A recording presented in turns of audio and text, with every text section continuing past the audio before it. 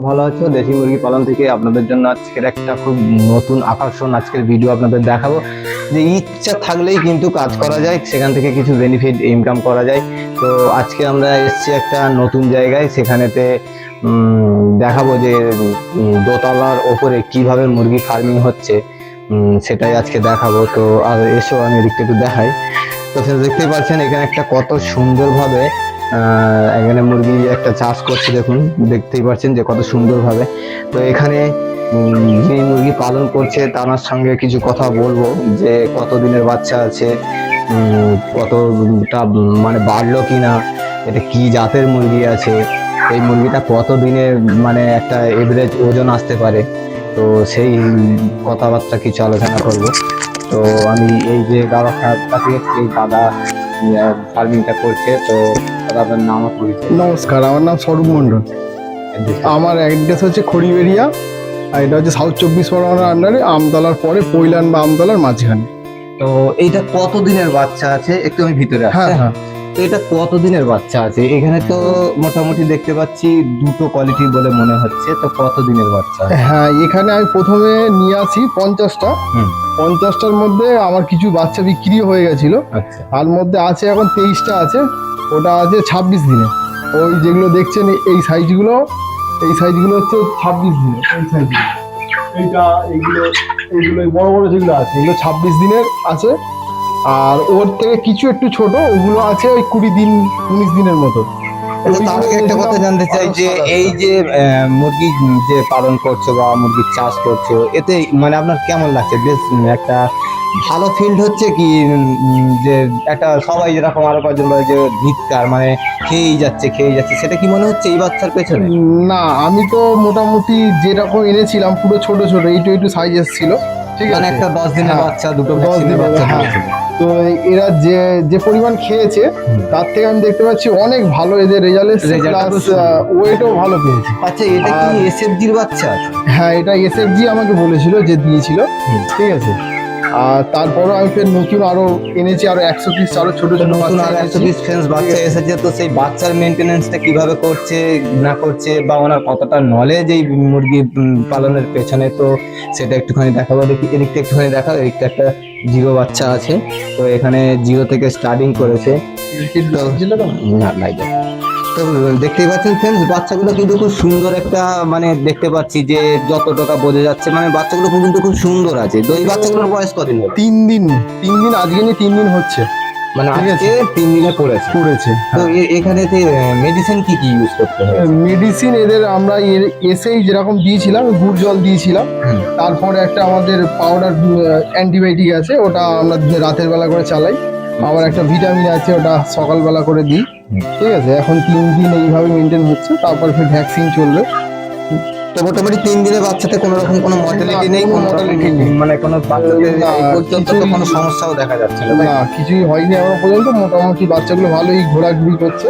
খাবার দাবারটা ঠিকঠাক করে দিচ্ছি, খাবার জলটা এদের হচ্ছে মেন, খাবার দাবারটা আর জলটা এটা ঠিক টাইম মতন দিতে পারলে এদের দেখছি কোনো প্রবলেম হয় না। আর ওয়েদারটা ঠিকঠাক রাখতে হবে, ঠান্ডা যেন না লাগে।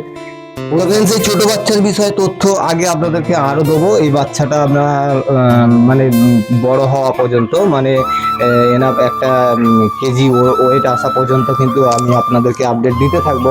তো আসুন এদিকে বড় বাচ্চার বিষয়, যে মানে যেটা বলছিলাম। তো এখানে তো মোটামুটি বাচ্চা এই 26 দিনে আপনার ওয়েট কতটা আসতে পারে, মানে 1 কেজি 100 কাছাকাছি? ওয়েট যেগুলো বড় বড় আছে হুম। ওগুলো প্রায় 1 কিলোর কাছাকাছি এসে গেছে।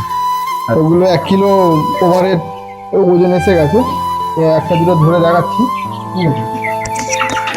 তো মোটামুটি 1 কেজি না হলেও 800-900 ওয়েটের মধ্যে আছে, তাই তো 26 দিনে?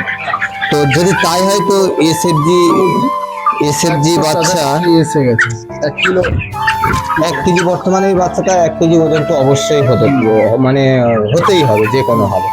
তো মুরগিগুলো দেখেও কিন্তু খুব সুস্থ বা সরল মনে হচ্ছে, মানে মুরগির মধ্যে কিন্তু কোনো রোগ নেই, যে কোনো একটা সুন্দর বাতাবরণ পাওয়া যাচ্ছে, যে এই খোলা বাতাসের মাঝখানে হাওয়াটা আসছে আবার এদিক দিয়ে বেরিয়ে যাচ্ছে।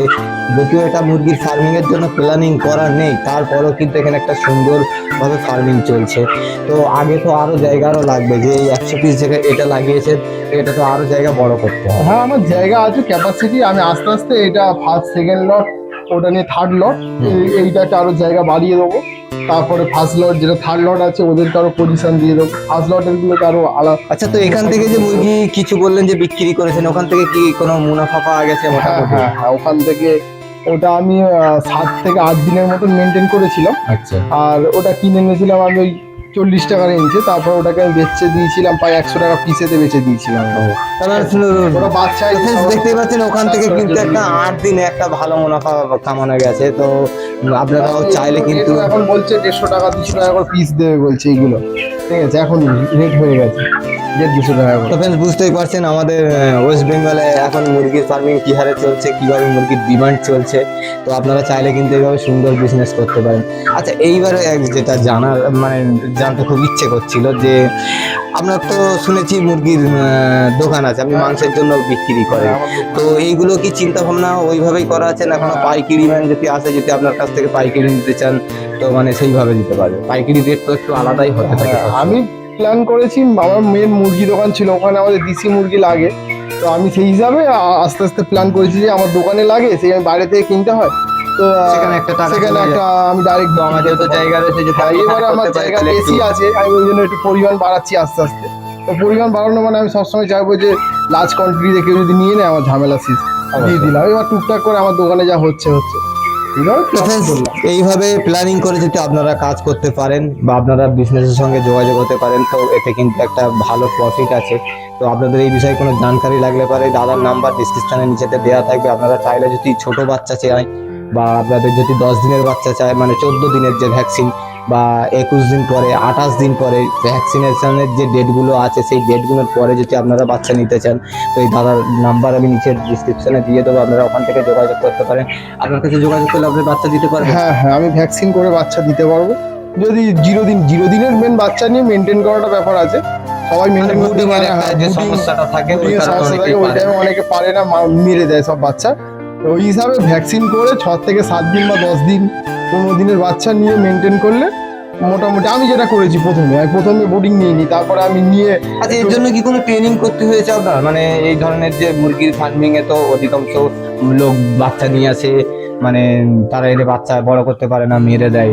বা ব্রুডিং কি জিনিস অনেকেই জানে না, জানে বাচ্চা নিয়ে আসলে পারে এনে রাখলেই সে বাচ্চা খেতে দিলে পারে বড় হয়ে যাবে, জল দেবো আর খাবার দেবো, বাচ্চা বড় হয়ে যাবে। এটা কি মানে প্রসেস, নাকি এর পদ্ধতি কিছু আলাদা? না, এর পদ্ধতি আছে।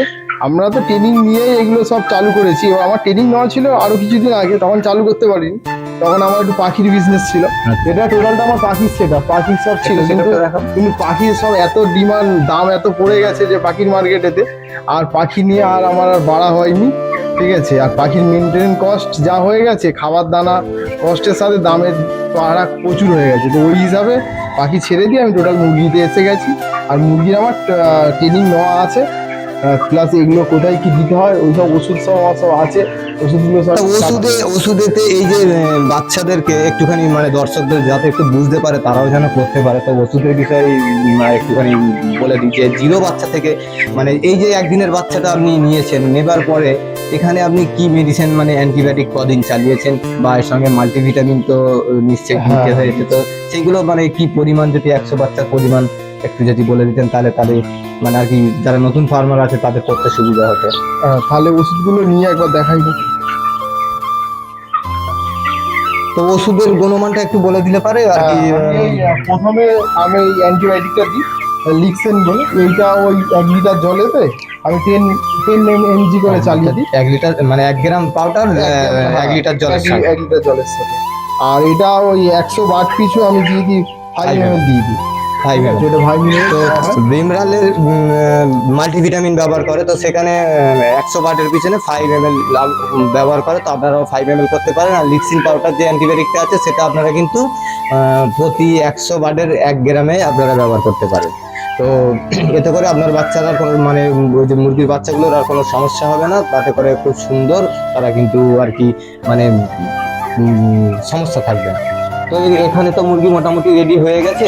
তো এই মোটামুটি এই মুরগিগুলো আর কতদিন অবধি থাকবে? পুজোর আগে সেল করার ইচ্ছা আছে নাকি? 1 মাসের মধ্যে আমাকে যেটা বলেছিল আগের রিপোর্ট অনুযায়ী যে এটা 60 দিনে 2 কিলো ওজন হবে। ঠিক আছে, তো দেখছি 26-27 দিনে 1 কিলো ওভারঅল এসে গেছে। মানে 60 দিনে 2 কেজি এনাফ হয়ে যাবে। কিলো চলে 2 কেজি এনাফ হয়ে যাবে। 2 কিলোর ওপর থেকে আমার মোটামুটি বিক্রি চালু। তো ফ্রেন্ডস, যারা এসএফজির বাচ্চা নিয়ে কাজ করতে চান বা ডবল এফজির কাজ করতে চান, তো তারা খুব জমিয়ে কাজ করুন, কারণ এই বাচ্চাটা আপনার মোটামুটি বর্তমানে যা ফিডের দাম হয়ে গেছে, তো সেই অনুযায়ী যদি আপনারা এই বাচ্চাটা করতে পারেন। এর সঙ্গে এখন তো আপনারা ভিডিও আছে চ্যানেলে আরো দিয়েছি যে ফিড খরচ কী করে কমাতে হয়, তো সেটা আপনারা ওইভাবে করলেও তার সঙ্গে হয়ে যাবে। তো ফ্রেন্ডস, ভিডিওটা ভালো লাগলে পরে অবশ্যই লাইক করবেন, কমেন্ট করবেন, শেয়ার করে দেবেন। যারা নতুন ফার্মার আছে তাদেরকে করার সহযোগিতা করে দেবেন, যাতে করে তারা করতে পারে, করে তাদের যেন আর কি চলে। তো মোটামুটি কথা বলে খুব ভালো লাগলো এখানে। ভালো থাকবেন, সুস্থ থাকবেন।